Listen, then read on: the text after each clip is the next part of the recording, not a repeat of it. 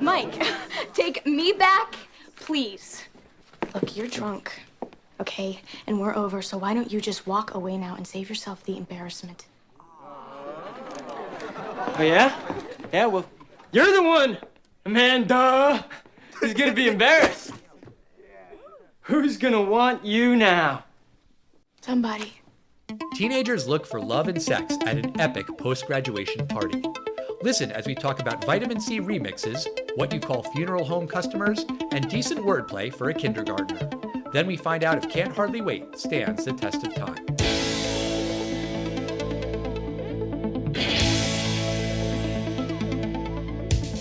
Test of time, James and Alan have their say. Do the movies you love still hold up today? James says gladiator with a glut. Alan says as a father, blah, blah. It's the test of time, James and Alan have their say. Do the movies you love still hold up today? Test of time, James and Alan have their say. Do the movies you love still hold up today? Hello, everybody, and welcome to the Test of Time. My name is Alan Noah, and you sitting right there across from me, your name is James Brief. That's right, I'm James Brief, and welcome to the Test of Time podcast. I can't hardly wait to talk about today's movie. Can't hardly wait. Yeah, you did that in the tease last week. Then it was funny. Now it feels stale. Why? It was only like 1 week ago. Yeah, I guess I use the same thing over and over, but I don't know. Whatever. CHW. That's what I'm going to call this movie now, okay? No, that's a bad acronym. Chwa. No, it doesn't work. It doesn't work. This was a movie that I picked because I saw it was the 25th anniversary, and I was like, I don't think I've ever seen it. Maybe I have. There were definitely parts of it that looked familiar. Yeah, I'd seen this film. I remember seeing it either in the theaters or shortly afterwards, because I remember that this came out the summer after we graduated high school. So I remember already kind of being a little nostalgic for like a high school party.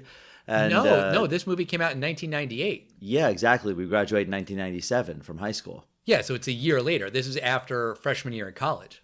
I understand. So I was kind of nostalgic. I was like, oh, like this isn't us anymore. Kind of thing. I was like, this is almost younger people than us. That was one of the first times I was thinking that. See, I think that's why I didn't go to see the movie in the theater. Maybe I saw it like on HBO or something over the years, bits and pieces. But I think having been like away at college for 1 year, it sounds stupid now, but like I think I thought, high school stuff, that's lame. I'm a college man now. I mean, it sounds really, really stupid. But like, I think just being 1 year past it was enough for me to think that it was beneath me or behind me or something. Well, I do remember thinking that it was definitely a different era. Like it wasn't like a senior in high school watching a junior in high school movie. You remember that Graduation song by Vitamin C? Oh, yeah. Yeah, what's it called?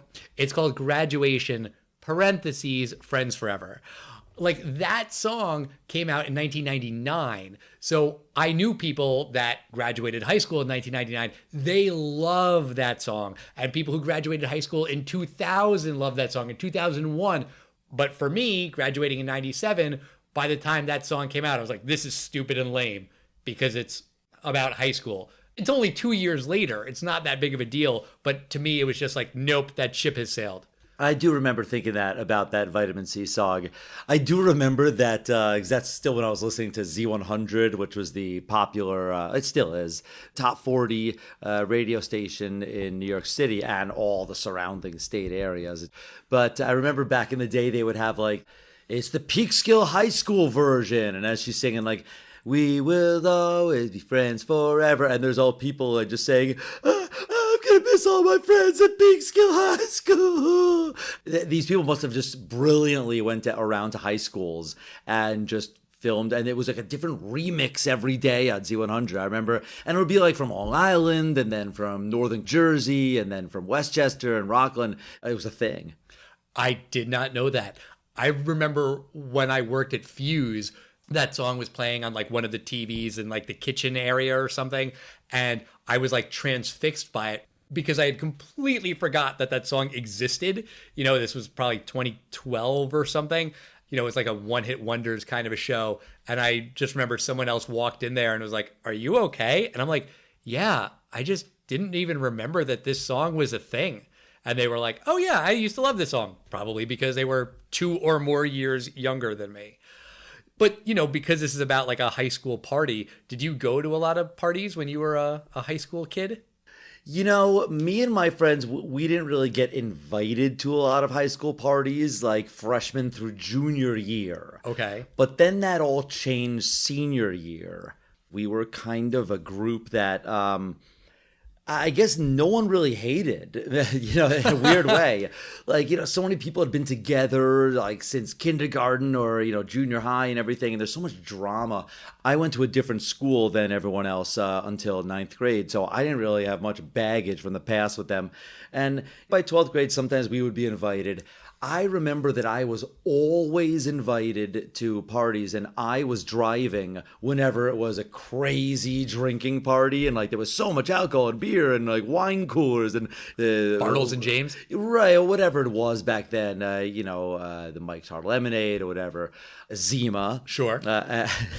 But the times that I wasn't the driver, like it was one of those parties where like we can't get any beer, no one's able to get anything. Oh, lame. Lame. However, during sometime in the winter, there was a take-home midterm in our math class. What? And our teacher was like, "Yeah, you guys can work together. I don't really care."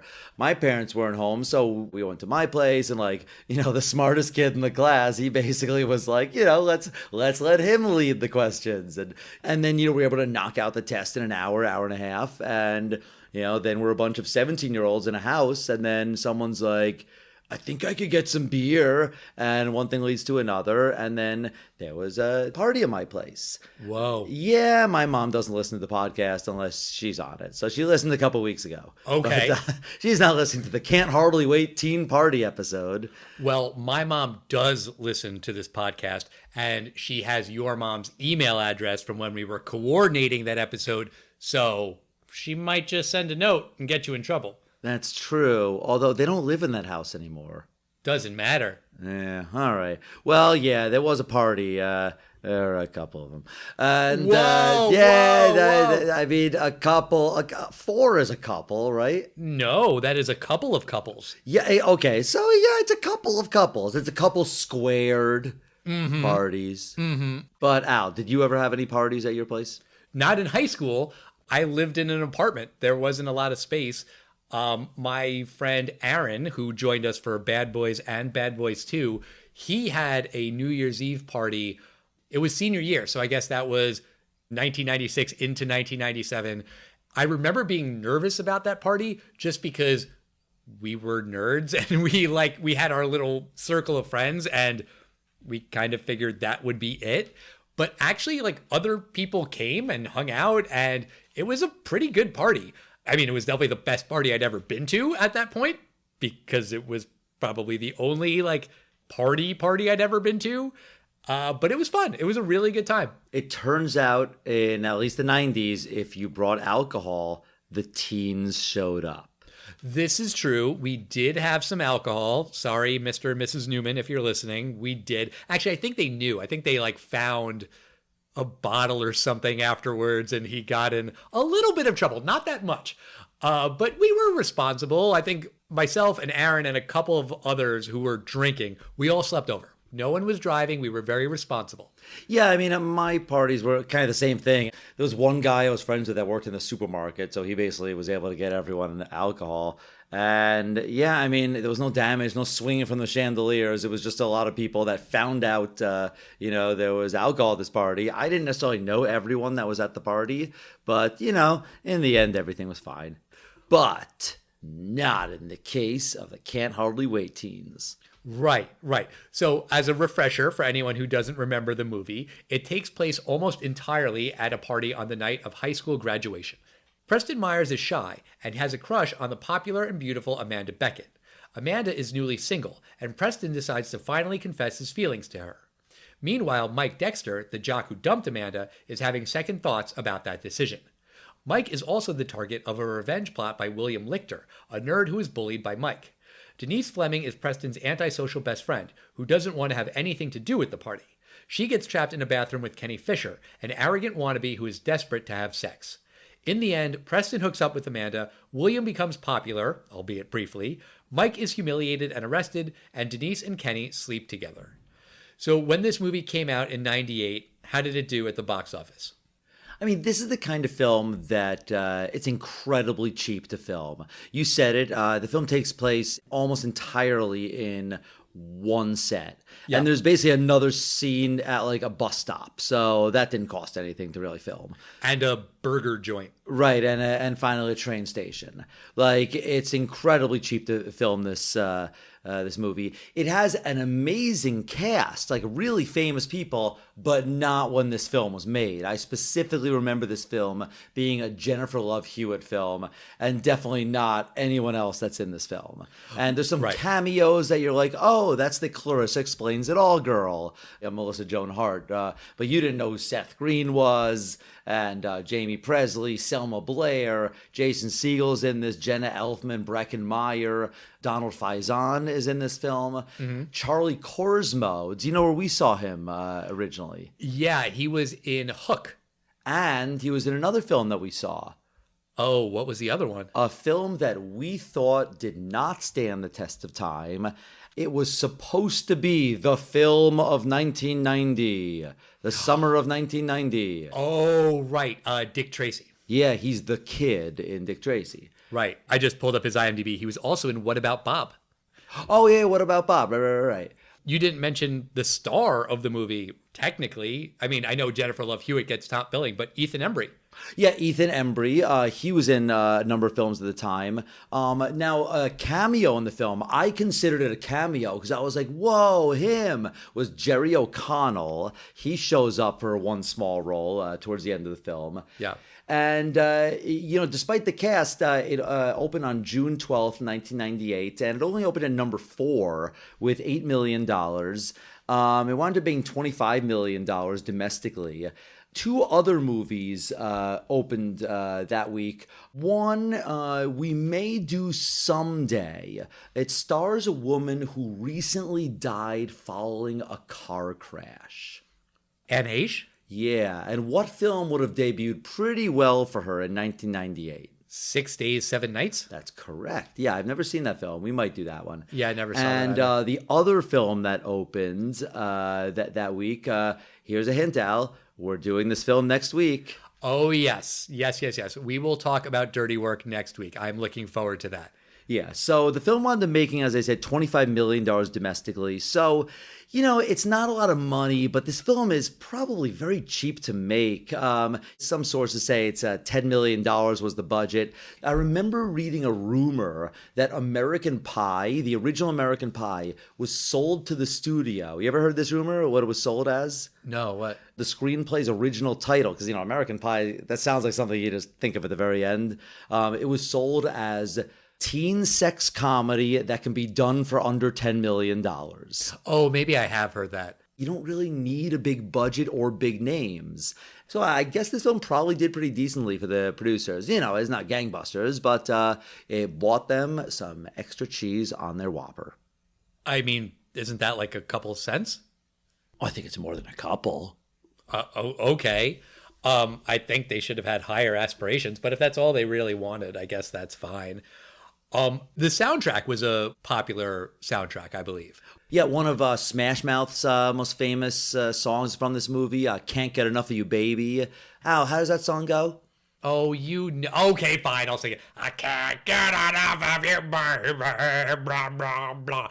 Also, there's another Smash Mouth song in the movie, not on the soundtrack album. There's 2 Third Eye Blind songs in here. It's very late 90s. But it's not pure late 90s. There are other tracks in the movie and on the album that are throwbacks. You have It's Tricky by Run DMC. You have some Parliament, Guns N' Roses, Barry Manilow, because that's like a recurring theme in the movie. One of my favorite songs by Dire Straits, Romeo and Juliet, is in here, not on the soundtrack album, but in the movie. So there is a lot of stuff that's not just late 90s. You're right. And while I love Paradise City, I think it's a great song. I wonder if maybe a more contemporary song that William Lichter was singing might work better there. But I mean, I think it works in this context. But I still think maybe like had he kind of tackled a quote unquote modern 1998 cool song, it might have been pretty cool. You know what that scene kind of made me think of? It made me think of another movie that starts with the word Can't Buy Me Love, which we reviewed with my wife Courtney on Valentine's Day. And the quote nerd in that movie became really popular when he did one dance at the school dance. Yeah, he became popular because he was also dating the popular girl. But like in this movie, this kid who is a nerd and bullied his entire high school career lip syncs to one Guns N' Roses song, and then everybody loves him. That seems to be like the thing in movies. I guess you're always one song away from popularity. Yes, but also I think that this kid, Charlie Korsmo, he is really well cast in this film because he looks like the kind of boy that he was the nerd. He's well dressed as the nerd. It's not pocket protector. It's kind of what an unpopular kid that we went to high school might be wearing. He's also quote unquote cute, not teen heartthrob cute, but the way the girls kind of look at him like, you know, I've known this kid since elementary school and I've never looked at him, second thought in the last 5 years, but he actually is kind of cute. He does get, some drunken kisses. I kind of like the way his story goes, at least at the party. I get what you're saying. I kind of want to circle back to his story and his revenge plot on the bully a little bit later. But the way they sort of treat Amanda at the beginning of the movie is that it's a reveal. Like Preston is talking to his friend about his dream girl, and he talks about her first day at that school. She was a transfer, and it's like very deliberate that you don't see her face. You only see it's Jennifer Love Hewitt when she walks into the party, which is, only a couple of minutes later. I thought that was a weird decision because I was like, wait, we know who this is, right? Like, why are they being so coy about not showing her face then? I get it that they were going for the reveal. I just felt like, so what? It's not that big of a deal when we see her walking into the party. Jennifer Love Hewitt's all over the posters. What's the secret here?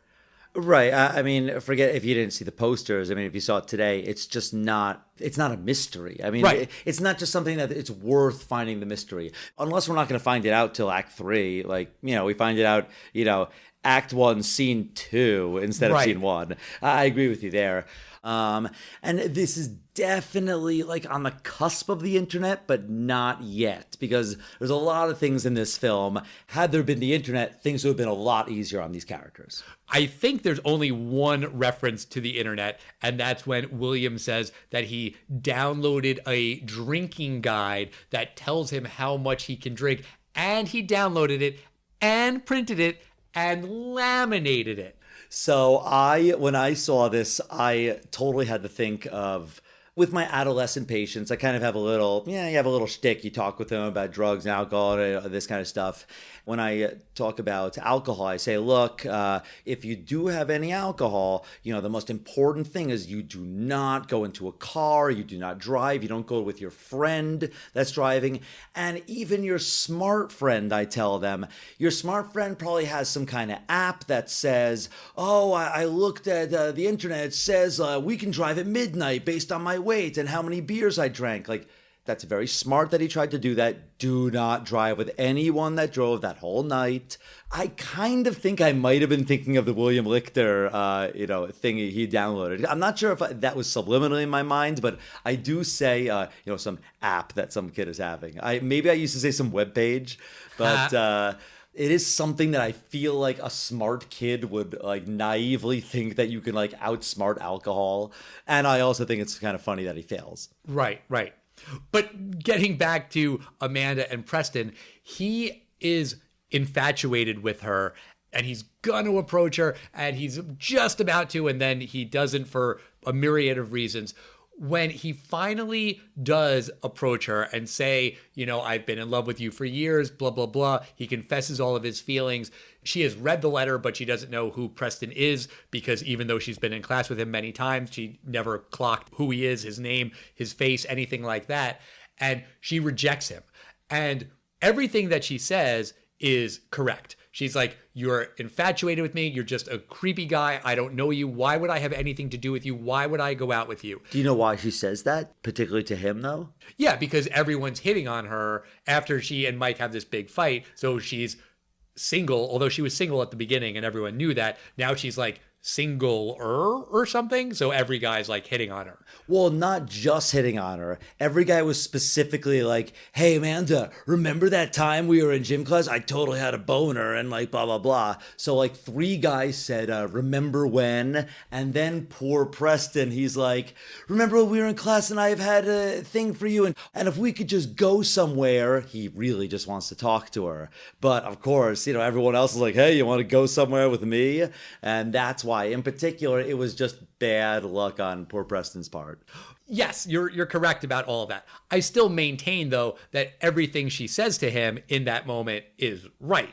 We've seen this in other movies where, the romantic lead does a grand romantic gesture that works because it's a movie. But if you think about it for half a second, you're like, holy shit, if anyone did that in real life, that would be creepy as fuck. So when she, rejects him, it's fair. But then at the end of the movie, they end up together. And I was just like, wait, what? Why? I mean, the problem I have with this is that I'm not saying that they're not good together, the nerd getting with the popular girl. I think that's fine. I just think that this film happens to show a couple really good progressions of relationships. There's the Kenny and Denise love story that it's definitely an evolution from hostile to slowly going. And then, at least it's a believable progression. Arguably, William Lichter and Mike Dexter, they actually have a very nice evolution, I think. And actually, I kind of like where it goes at the end with them.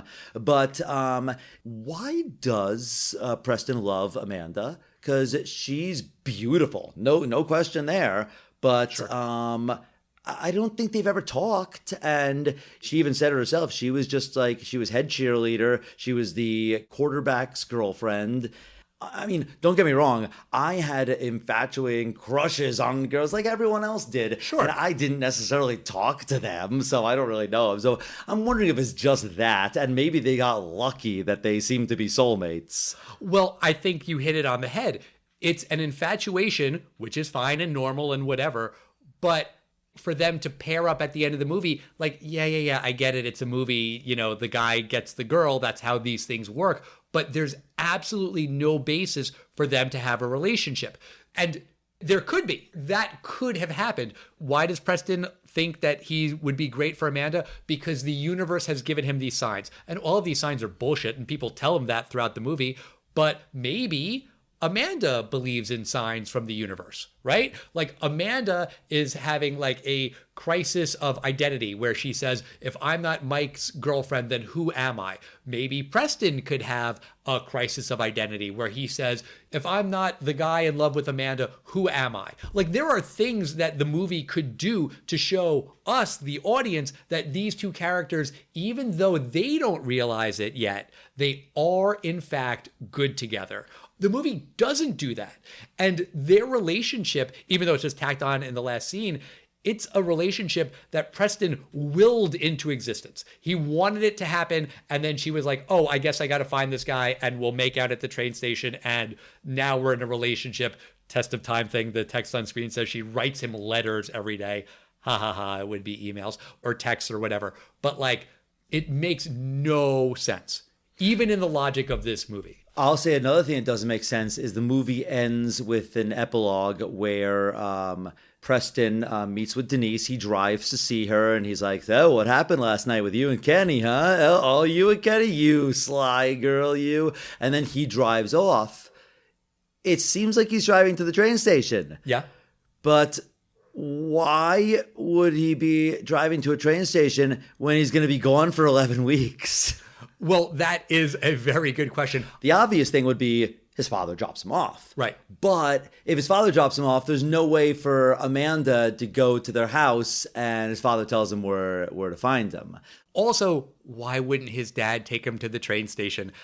Sometimes in teen movies, the parents are just non-existent. But like, as a father, my kid's going to college, I'm taking them to college or at least the train station where I will wait with them as they get on the train to go to Boston or whatever school they're going to. Even the girl who's throwing the party at her house, it's graduation night. Her parents weren't at graduation, or did they go to graduation in the afternoon and then split town that night? Like, that's weird. Two things about this. One, Preston's not going to college. He's going to a writing workshop at Dartmouth. But then isn't he going to college in the fall? Yes, but I believe this is just kind of like one of these summer programs. Oh, okay. This is just like he's going to sleepaway camp, but it's going to be with Kurt Vonnegut.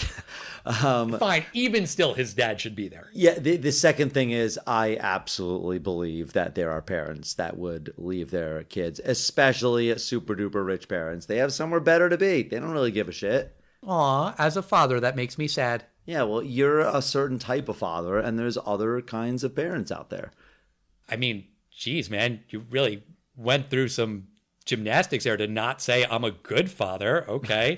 I mean, there are people that, you're right, would think that I'm going to drive my kid to a train station, and there are parents that be like, all right, just drive to the train station, leave your car there for 11 weeks. I better stay home in case some random girl is asking questions about where you are. Right, exactly. It's not like the parents weren't home and he had to drive himself. We've established mom or dad was home. So probably to me, this is the weakest of the relationships. Because let's go to Seth Green's Kenny Fisher and Lauren Ambrose, Denise Fleming. Do you know Lauren Ambrose from anything else? I know that she was in 6 Feet Under, and that's one of those shows that's like a HBO classic that I need to watch, and I'm totally gonna watch. And I've been saying that for how many goddamn years have I been saying that, and I haven't watched it? Yeah, there's a lot of everyone has to watch it because it's cool. I'll say that the last 5 minutes of the last episode of 6 Feet Under are among the best 5 minutes of television ever made. I've heard that. And I won't say anything about it, but it's just a great. I know what it's about, even though I've never seen it. Okay, but the show deals with something that never is dealt with in any other show. It's death. And every episode, because they run a funeral home, so it kind of centers around the one customer. They have client. I don't know what you call them. Let's say client. That sounds better. Sure. Guest, perhaps. I really like what they did with the character Denise. I think she's dressed really well. I think she's not over the top goth like that some movies might have done. I think she's wearing what's realistically what would be worn. Remember in 6 Feet Under, she's beautiful. And in this film, I'm not saying she's not beautiful, but I think they purposely don't make her up like they do Jennifer Love Hewitt, who's beautiful in this film. Sure. And I think that serves the character well because she's a sweet girl, she's cute, and she's nice. But there's a nice little love story there because Kenny Fisher, played by young Seth Green, who pops up in all these films that before I guess his big break is probably Austin Powers, right? I think that's probably fair. That's probably why he was like Scott Evil, and then you find out his name, Seth Green. People knew him from Buffy the Vampire Slayer, but that was kind of a niche show. Buffy the Vampire Slayer show was on in 98? I forget exactly when it started. All right, but he's one of these guys in the 90s. There were definitely these kids in my high school. They're wearing the baggy pants, and they're jackasses, these guys. Did you have guys like this in your high school? In my high school, yeah. Also, in our fraternity, there were like 50 of them. White kids who are obsessed with black culture, and they co-opt the fashion and the look and the mannerisms. Yeah, and it's a combination of that combined with a little bit of today what you call the alpha male movement, because Kenny, he shows his other two like-minded friends, he shows them his bag of love. And I totally believe a kid would actually do this because I know someone who did something like this. And Darren? Was it our friend Darren? No, it wasn't. But it was someone at Cornell. It was a kid that basically he wasn't wasn't very lucky with girls, and he went down to Cancun for spring break, like junior year, with a bunch of his friends, and he was just convinced by popular culture that like it was going to be nothing but sex, and he brought so many condoms, and he did not use any of them. I know who you're talking about, but I am going to edit this so that you say yes and that it is about Darren, because I just think that'll be funnier. Take that, Darren. Darren. So Denise, she is the antisocial. You can call her whatever the term of the moment is, goth, emo. The backstories that these two used to be like best friends in elementary school and used to have little sleepovers. That apparently changed in junior high when Kenny wanted to be one of the cool kids. So he started wearing like fancier, like expensive clothes and whatever was trendy. And not only was he being trendy, but he was also completely actively mean to her, because that's what a kid who thinks that's what the popular kids, or even what some of the popular kids would do. They'd be mean to the unpopular kids. And eventually these two characters get locked in a bathroom together. And I do love the fact that Kenny's locked in there right after the fact that some girl was like, I'll basically have sex with you in the next room. Right. All he wants is to have sex, and he has the opportunity, but because he's so worried about getting it right and, using his condoms and his bag of tricks that he has, he sabotages himself because he's not ready to have that kind of sex, even though he thinks that he is. The backstory that they explain of like how he used to be a nice kid and then he kind of turned into an asshole, I get it. I still don't particularly like this character. I think he's just kind of a prick and annoying. And I think maybe that's to the credit of Seth Green that he kind of plays him well in that way. But I never found myself rooting for him, and I knew that I was supposed to. The only part of that story that I really liked was when Denise calls him out for the fact that he's a white kid, but hey, look in the mirror, because, they're in the bathroom, there's a mirror. Look in the mirror, dipshit, you're white. You are not black. You're pretending to be black. Stop doing that. Even just what I said is more than what she says. I think it's only like one line. I appreciated that she called him out on that, but it still felt really hollow because he's like, yeah, whatever. And then they kind of drop it. I felt like they could have done more with that. And the way to improve this movie, this scene, this relationship is if you keep the character Denise exactly the same, keep their backstory exactly the same. You don't have to change much, but have it be a black actress. Then when she says, why are you pretending to be black? He might say something like, well, because I kind of always had a crush on you and I thought that's what I had to do to get you to like me. And she says no. And, it can be comedic. I understand this is a lighthearted teen comedy. This does not need to be a lecture about cultural appropriation. But the fact that he's pretending to be black and there's like black actors in this movie, but no black characters in this movie. If you watch the credits, I don't know if you did, but like they're all guy in band, guy who remembers stuff, drummer or whatever. They don't have any names. Had you made the film today, there would be more diversity and inclusion. But this was some, upper middle class white kids party. I disagree with you on Kenny. I really see the nice boy that's in there. And there's a couple times that the jerk is kind of fighting it out, but adolescents are jerks. They can be jerks. And, in my opinion, Kenny Fisher, luckily, I think the screenwriters do not give him any sins that are like, irredeemable. He's a jerk. I get what you're saying. The nice guy in there stuff, like I saw it. I saw what the movie was trying to do with him. It just didn't work for me. That's fair. I just found it like flat. The way that he kept like backsliding when he would do something kind of nice and say something genuine and then be like, yo, but whatever, it just grated on me. I wasn't rooting for him. All right, let's talk about the last relationship of the film. That's the nerdy William Lichter and the jock Mike Dexter, who had recently broken up with Amanda. The backstory there is that Mike was always a bully to William, and it's a little, I guess, problematic, the revenge plot he was going to do. William and his nerdy friends were going to dive on Mike once he was lured out there with another one of his jock friends, and they were going to take their clothes off and put him in like sexual positions, I guess, The joke being gay, in gay position, that's going to be humiliating. But it goes awry because, as we said, Mike brings in this, how much he could drink card. And of course, it doesn't go well. And very soon he's totally drunk. He's partying. And then Mike Dexter gets humiliated by Amanda when he begs for her back. And after Amanda is like, Mike, you're kind of a loser. And she walks away. Someone yells out to Mike and they yell out the F word, a derogatory term for gay.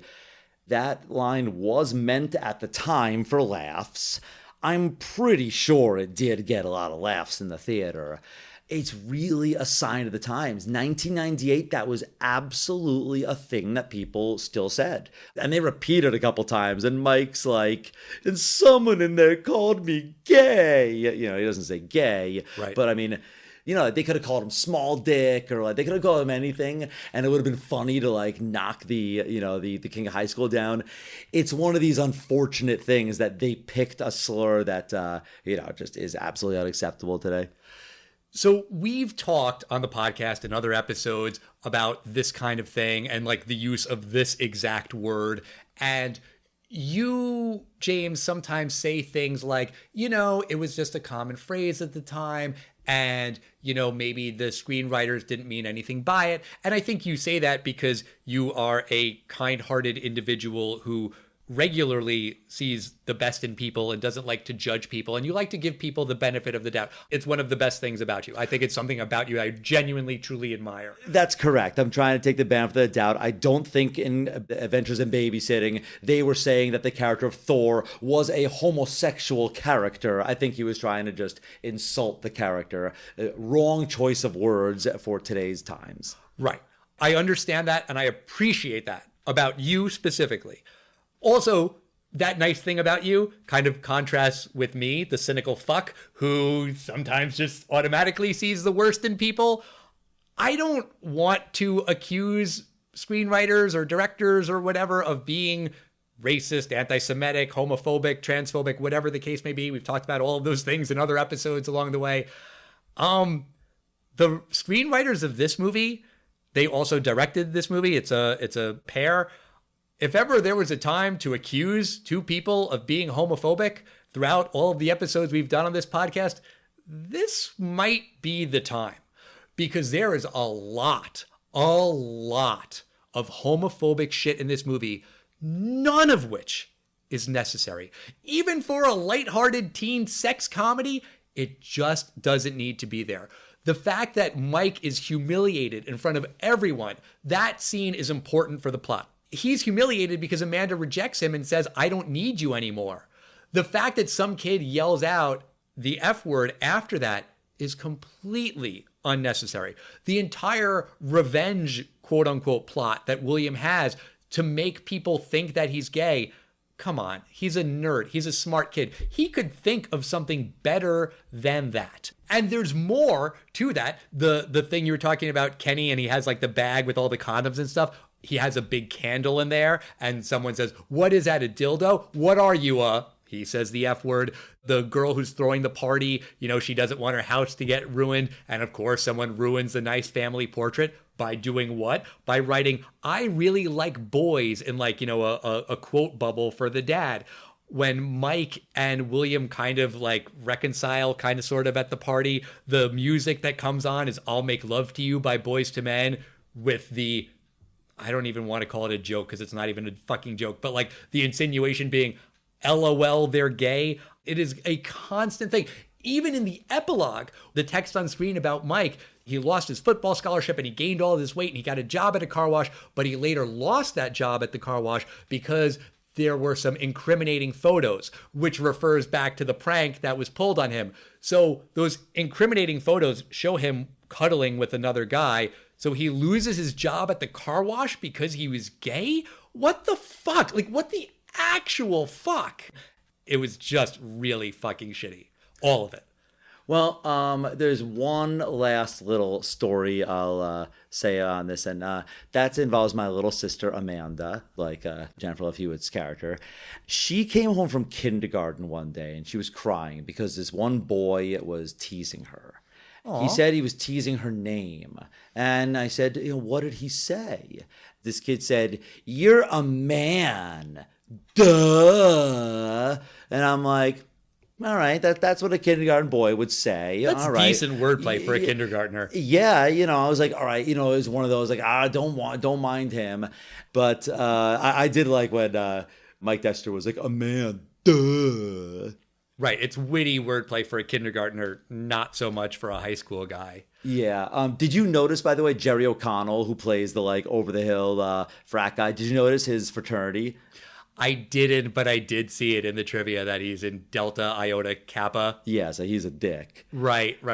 While we're just talking about like other random characters at the party, there's one guy there who just kind of like keeps going over to people and is like, "Hey, do you remember that one time like in third grade when like this one embarrassing thing happened?" Oh, yeah. And it goes to Preston, right, when he's next to Amanda. Right. And then he tells like the embarrassing story about like when he threw up on the bus or whatever. Yeah, and he gets together with Melissa Joan Hart at the end. Right, because she's into the yearbook and the memories and all that. That guy kind of reminded me of you. Because you like telling stories from a million years ago and you're like, "Hey, do you remember that time freshman year?" And like me and our other friends are like, "No, of course not." You're like, "I do, and here's 25 pictures of it." It just made me think of you. It's a me, Jamesio. Yeah, that made me laugh. All right, Al. So what do you think of 1998's Can't Hardly Wait? Does it stand the test of time? No, it really, really doesn't.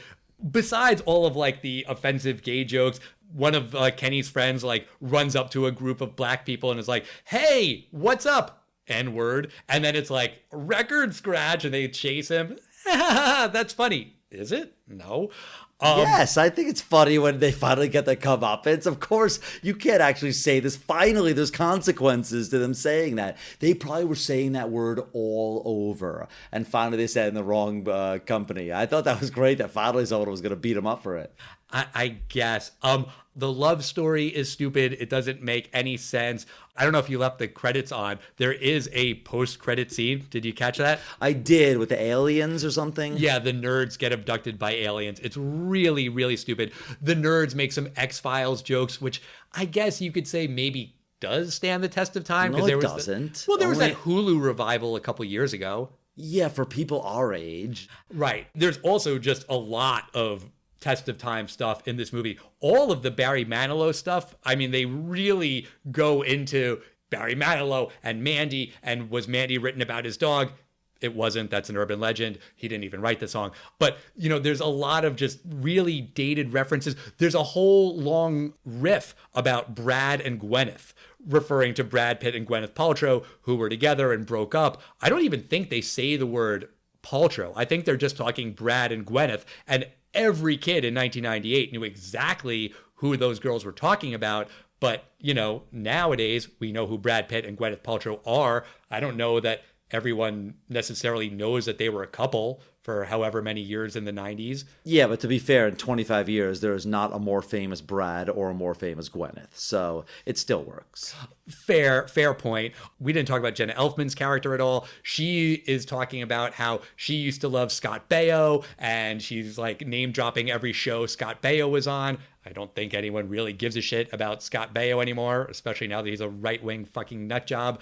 And also, that whole scene, it takes place when Preston is trying to call the radio station so he can talk to Barry Manilow, and he has to go to a payphone because it's 1998. He doesn't have a cell phone. He wants to ask Barry Manilow if the song Mandy is in fact about a dog or about a girl named Amanda. If he had a cell phone, he wouldn't need to go to a payphone. If he had a smartphone, he could just look it up. Like there's a lot of stuff in here that just doesn't make sense from a test of time perspective. But also, this is supposed to be a comedy. This is supposed to be a funny teen, not really sex romp. I mean, kind of, I guess. There's not a ton of sex in it, but I didn't think it was funny. I don't think I laughed once. It's got a good soundtrack. There's some great needle drops in here. But no, I do not think this movie stands the test of time at all. What do you think? I wasn't nearly as angry at this film as you are. Well, that is often the case. That's true. Yeah, there's the gay line, and William's plan, which really only is a second, does involve around getting Mike Dexter in some gay pictures. So those are definitely don't stand up. I really like that Mike he does the right thing for William at the end. And I kind of like that he sells him out at the end for a very quick little laugh from his high school friends, who you can tell he probably doesn't speak to anymore. These don't seem like lifelong friend kind of people. They couldn't even keep a promise to each other over one night. They don't seem lifelong friends. Right. I feel like William would have probably been super friends with Mike had Mike decided to be friends with him. Mm-hmm. And I think Mike super blew it that way. So I always like that. Kenny and Denise's, I like their story arc. I wish it didn't quite end on a stupid little joke. It just says after Kenny's starting to talk stupid again, the subtitle just says 5 minutes after this, they broke up again.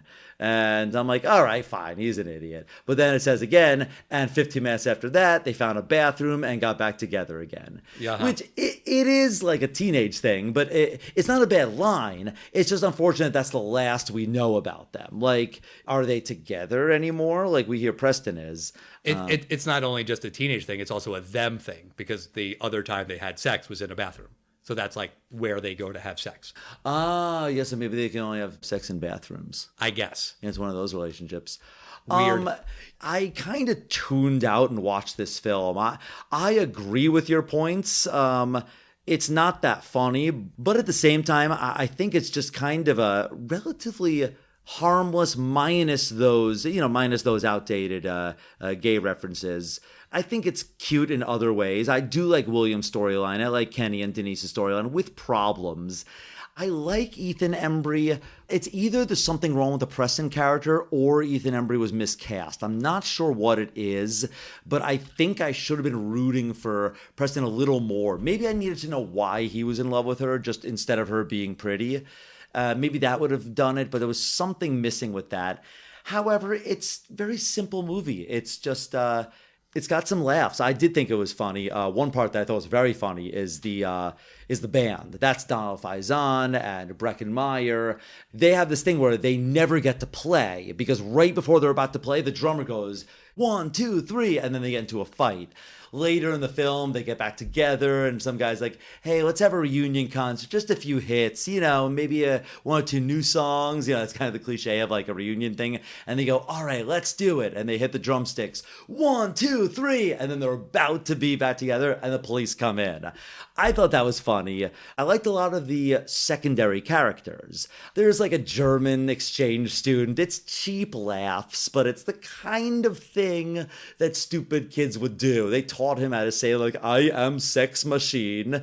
And, would you like to touch my penis? Right. And I disagree with you entirely on one thing. The fact that this woman had, this young lady who threw the party, these guys today would absolutely write permanent marker on a family portrait and say, I like boys or something like that. I think that is something that people would absolutely still say today. I think boys are, adolescents are stupid. It could be girls that are writing this too, but I think they would write this stupid stuff there.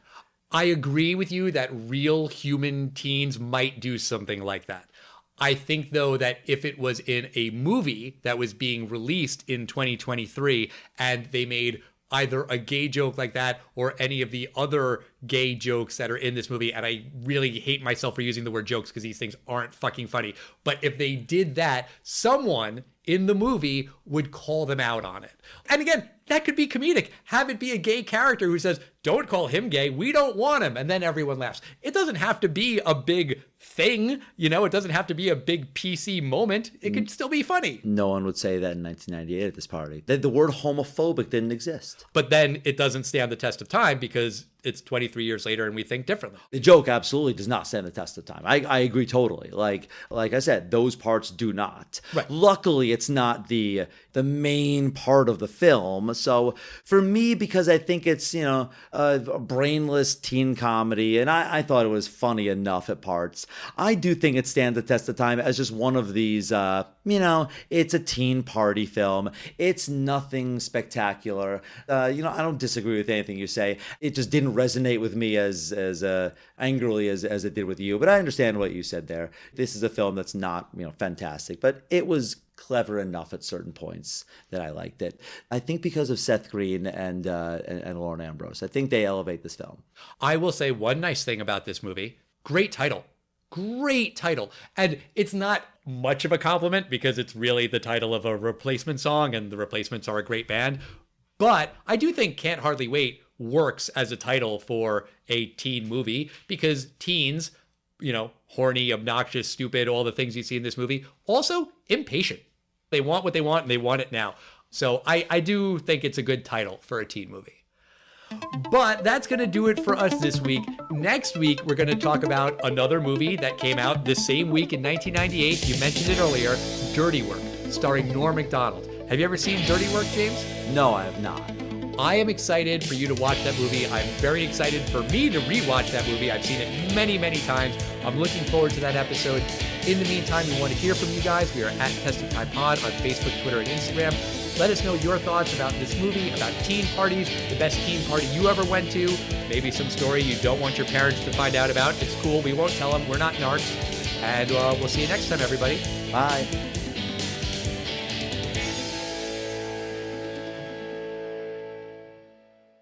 He shows him his bag of love, and I totally believe a kid would actually do this because I know someone who did something like this. And Darren, was it our friend Darren? Yeah,